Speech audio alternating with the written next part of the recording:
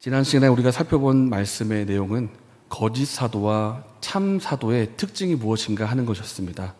거짓 사도의 특징은 자기 스스로를 높이고 스스로 칭찬받으려 한다는 점이었고, 진짜 사도의 특징은 사람이 아니라 하나님으로부터 칭찬받는 사람, 그리고 그 마음의 초점이 하나님의 영광을 향해 있는 사람이라고 하였습니다. 사도 바울의 마음이 그랬습니다. 사도 바울의 마음 중심에는 사람의 영광이 아니라 하나님의 영광을 구하는 마음이 있었기 때문에 사람의 칭찬에 목마르지 않았습니다. 그리고 사람의 인정, 사람의 칭찬 이런 것이 아니라 오직 하나님의 사랑, 하나님의 인정, 하나님의 칭찬만 있으면 된다고 말했던 사람이 바로 사도 바울이었습니다. 그래서 이 사도 바울이 그랬던 것처럼 우리도 역시 하나님의 칭찬과 영광을 구합시다 라고 살펴본 것이 지난주의 말씀이었습니다.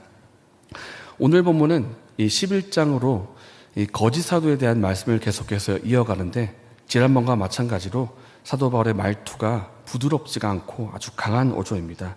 1절 말씀 보니까 이렇게 말합니다. 원하건대 너희는 나의 좀 어리석은 것을 용납하라. 청하건대 나를 용납하라. 내 이야기 좀 들어보십시오. 내 이야기를 듣고 어리석어 보인다 할지라도 좀 들어보세요 라고 하면서 좀 강한 어투를 말하고 있는데, 2절도 그렇습니다. 내 하나님의 열심으로 너희를 위하여 열심을 내노니, 이렇게 열심을 내고 있다 말하고 있는데, 이 열심을 낸다는 이 표현은 내가 열심히 한다 이런 뜻도 되겠지만은 더 근본적인 뜻은 내가 질투한다는 뜻입니다. 내가 여러분을 위해서 질투하고 있습니다. 사도 바울이 질투한다는 표현을 쓰는데, 여러분 혹시 사도 바울의 서신서 가운데 내가 질투한다는 표현 본 적 있으십니까? 제가 알기로 없습니다. 이렇게 사도 바울이 질투한다는 표현을 쓰고 있고 자신의 감정을 이렇게 표출시킬 만큼 이렇게 감정을 표현하는 부분은 이 고린도후서 11장부터 13장까지가 정말 유일하다고 할 만큼 자신의 감정을 많이 드러내고 있습니다. 왜 이렇게 바울이 감정을 드러내고 있고 또 그의 말투도 강한 어조로 이렇게 말을 하고 있을까요? 그 이유는 바로 고린도에 침투한 거짓 사도, 거짓 교사 때문입니다. 지금 바울의 마음은 고린도 교회 때문에 그 마음에 불이 붙고 있습니다. 질투의 불이 활활 타오르고 있습니다. 교회가 거짓 사도의 꾀임에 넘어가 있기 때문입니다. 이제 우리가 통상 얘기하기를 교회는 그리스도의 몸이고 그리스도의 신부입니다 이렇게 말하지 않습니까? 교회는 신랑 되신 예수님의 신부입니다 이렇게 말을 하고 있다면, 신부된 교회가 해야 할 일이 있다면 그것은 바로 신랑된 신부에 합당한 삶을 살아가는 것일 것입니다. 하나님 앞에 복음에 합당한 삶을 살고 무엇보다 예수님 앞에서 거룩하고 깨끗한 삶을 사는 것, 그렇게 해서 거룩한 신부로 자기를 단장하는 것, 이것이 신부가 된 교회가 할 일일 것입니다. 그런데 사도 바울을 보니까 마치 아버지의 딸을 둔 아버지가 보았을 때 이 딸이 동네 불량배하고 같이 어울리고 있는 것입니다. 그러니까 그걸 보고 어떤 아버지가 그냥 두고 보고 있겠습니까? 너가 그렇게 사귈 사람이 없어서 불량배하고 사귀냐 이렇게 말할 정도로 사도 바울이 말하는 것입니다. 여러분이 따라갈 사람이 없어서 거짓 사도를 따라가고 있습니까? 이렇게 질투의 마음으로 말을 하고 있다는 것입니다. 이 질투는 사도 바울의 사적인 감정이 아니고 예수님으로부터 온 것입니다. 신랑 되신 예수님이 볼 때 신부된 교회가 거룩하고 복음에 합당한 삶을 살아야 되는데, 합당한 삶을 살고 있기는커녕 이 거짓 사도를 용납하고 또 그 가르침을, 거짓된 가르침을 따르고 있기 때문에 예수님으로부터 먼저 질투의 불이 타오르고 있는 것입니다. 우리가 기억해야 할 것은 예수님이 질투하실까? 질투하십니다. 왜 질투하실까요? 사랑하기 때문에 질투하는 것입니다.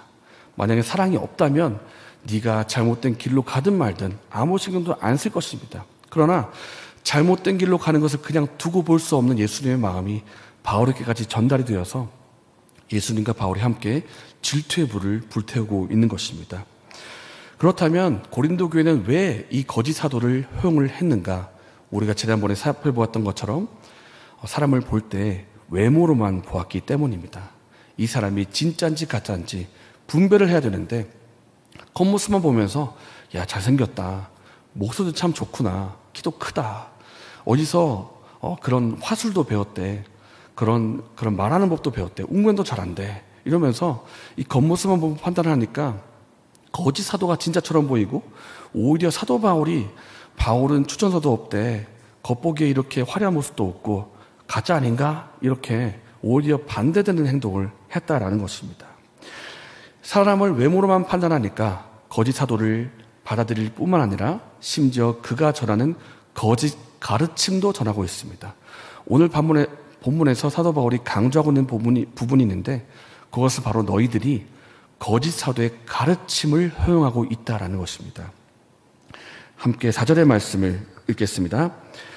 만일 누가 가서 우리에게 전파하지 아니한 다른 예수를 전파하거나 혹은 너희가 받지 아니한 다른 영을 받게 하거나 혹은 너희가 받지 아니한 다른 복음을 받게 할 때는 너희가 잘 용납하는구나. 잘 용납하는구나. 칭찬이겠습니까? 아니죠. 잘한다. 이거 아닙니까? 잘한다. 아이고. 잘 못하고 있다는 뜻입니다. 너희가 거짓 사도를 용납할 뿐 아니라 거짓 가르침도 아주 잘 용납하는구나 라고 하면서 비꼬듯이 비판을 하고 있는 것입니다. 이 바울의 이 책망 섞인 이 비판을 통해서 우리가 배울 교훈이 하나가 있는데요. 그것은 무엇인가 하면 분별할 수 있어야 된다는 것입니다. 우리가 분별할 수 있는 성도가 되어야 된다는 것입니다. 무엇이 참이고 무엇이 거짓인지, 무엇이 진짜 복음이고 무엇이 가짜 복음인지 분별할 수 있는 능력을 우리가 갖춰야 되는 성도가 되어야 된다는 것입니다. 강도사님, 그거는 목사님하고 말씀 전하는 사람만 잘 갖추면 되는 거 아닙니까? 우리는 그냥 잘 따라가면 되는 거 아닙니까? 그러나 그렇지가 않습니다. 왜냐하면 우리 주변에 그 당시에 거짓 사도처럼 스멀스멀 들어와가지고 스멀스멀 구역 모임에 접근해가지고 사람들을 거짓으로 끌고 가는 그런 이단의 거짓 가르침이 지금도 도사리고 있기 때문입니다. 제가 청년부 활동을 하던 시기였습니다. 한 26살, 5살 예수님 믿기 얼마 안 된 그 시기였는데 하루는 제 핸드폰도 가진 지 얼마 안 되었는데 핸드폰으로 문자가 하나 오더라고요. 뭐지? 하고 봤는데 모르는 번호였는데 누구나 보면 알 법한 그런 유명한 구절 이렇게 보내더라고요. 이런 거 있지 않습니까?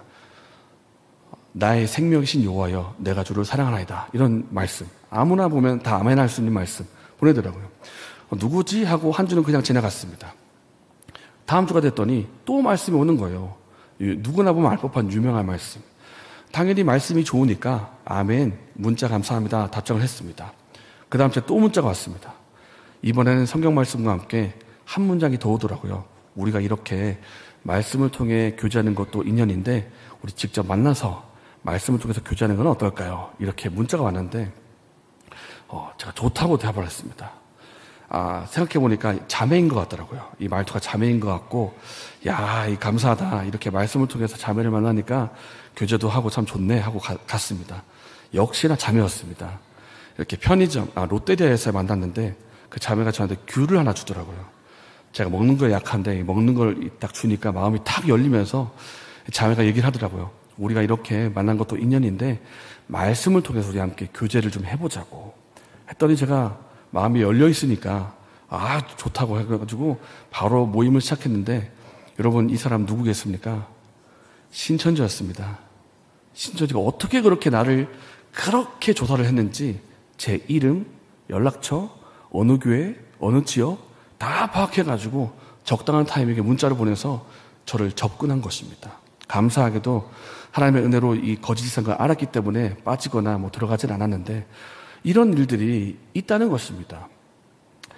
여러분 14절과 15절을 보십시오. 이것은 이상한 일이 아니니라 사탄도 자기를 광명의 천사로 가져가나니 그러므로 사탄의 일꾼들도 자기를 의의 일꾼으로 가져가는 것이 또한 대단한 일이 아니니라.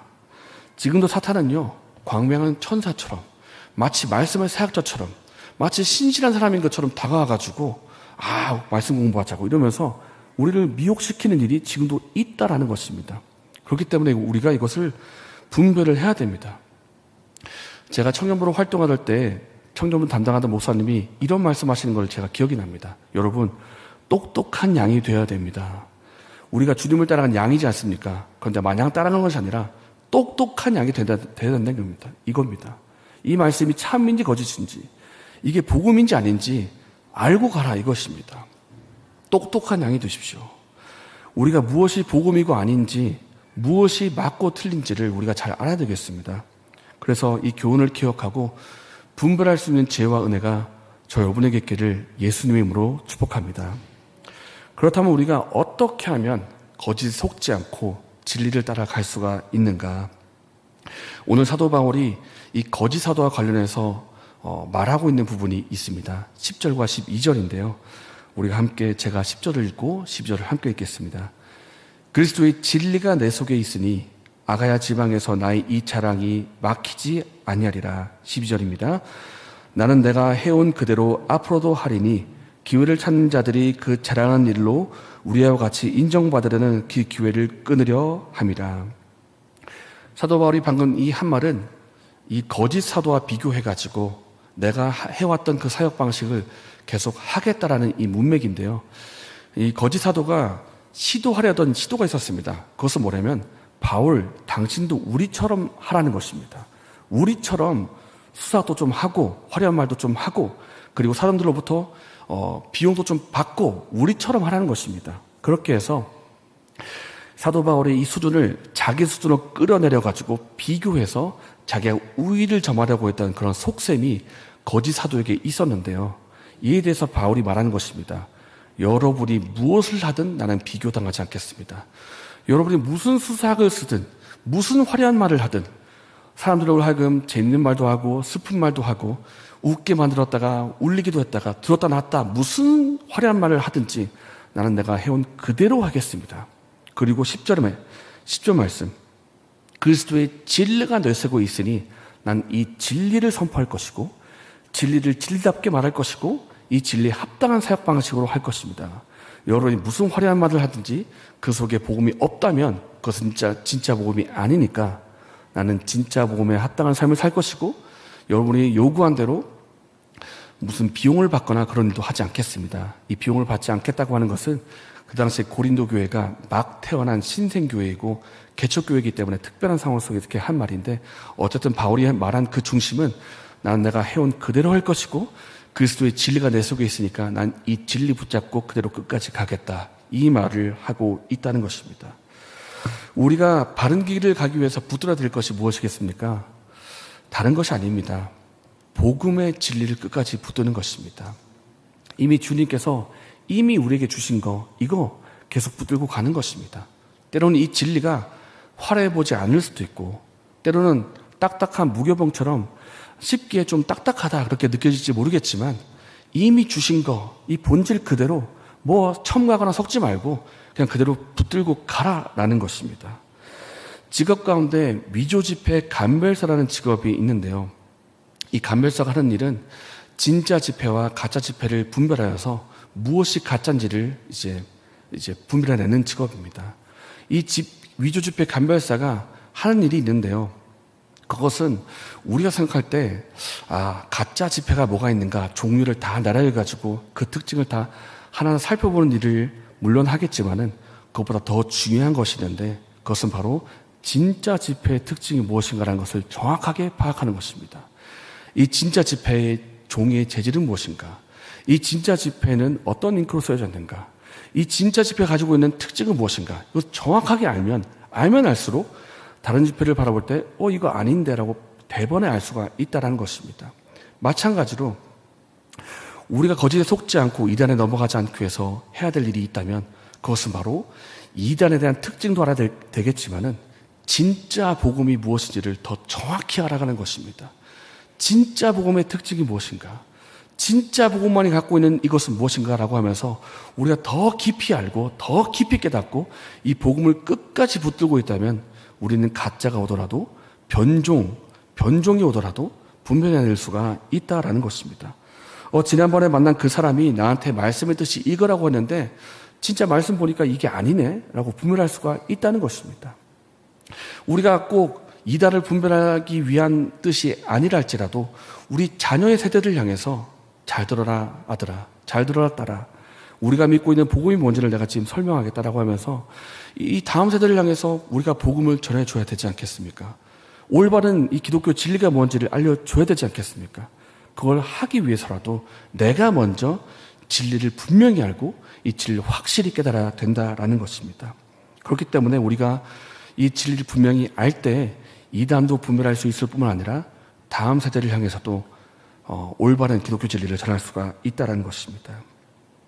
사랑하는 여러분, 오늘 말씀에 사도 바울은 지금 질투하고 있습니다. 마찬가지로 예수님께서도 우리를 향해서 질투하고 계십니다. 왜? 우리가 조금이라도 잘못된 길을 갈까? 조금이라도 어긋난 길로 갈까? 이 불꽃 같은 눈동자로 우리를 바라보고 계신다라는 것입니다. 예수님이 우리를 그토록 사랑하시는 것처럼 우리 또한 예수님의 마음을 가지고 예수님을 바로 믿고 바로 따라가기를 원합니다. 세상이 아무리 화려해 보인다 할지라도, 누군가 우리에게 와서 너희가 알지 못하는 새로운 진리가 있다 말한다 할지라도 우리가 지금까지 믿고 왔던 그대로, 본질 그대로 끝까지 붙들고 나아갔으면 좋겠습니다. 그럴 때 주님으로부터 우리에게 상과 은혜가 있을 것입니다. 이러한 은혜가 저와 모두에게 있기를 예수님의 이름으로 축복합니다.